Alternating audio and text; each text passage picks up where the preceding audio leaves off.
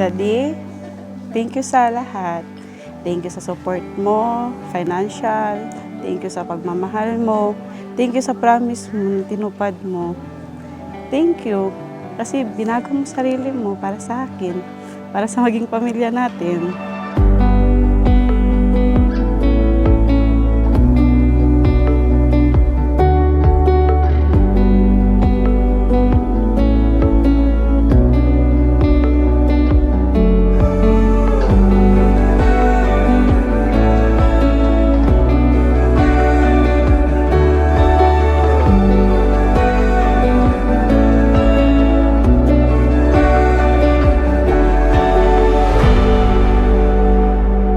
Diri sa pulong sa Ginoo sa Proverbs chapter 18 verse 22, kung makakaplag kag asawa, makakaplag kag maayong butang, nagpaila ka na nga gipanalanginan ka sa Dios o Ginoo.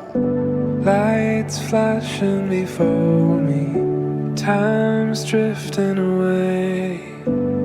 I can read between the lines, but still haven't found the words to say when long days turn into long years. But is it any wonder we're still here?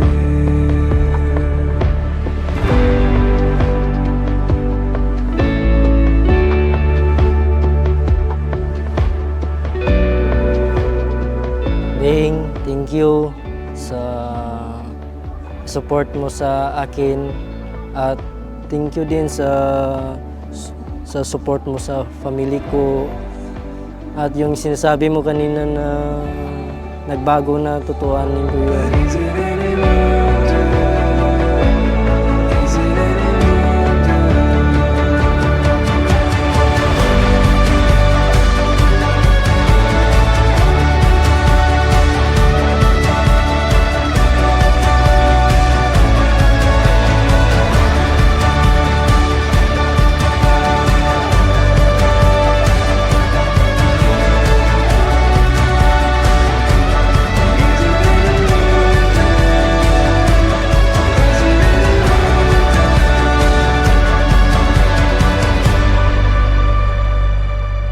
Is it any wonder we're still here? Sana hindi ka magbabago, patuloy lang ha. Sana si Lord pa rin ang center ng pagmamahala natin. Mahal na mahal kita. I love you.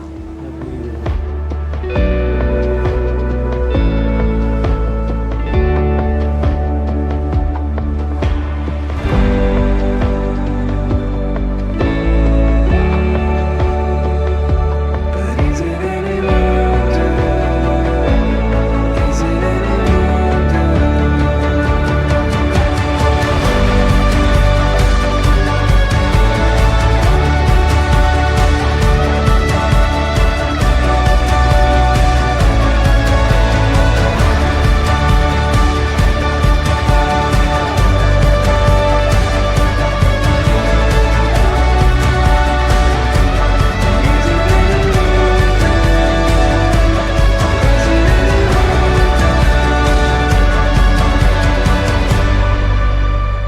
Walang ibang makakasira, tao o kanino man sa relasyon ninyo, as long na magmamahalan kayo palagi.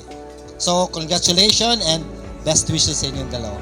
Yung nag-serve sa Panginoon, yung alam ba yung tama at saka yung mali, no?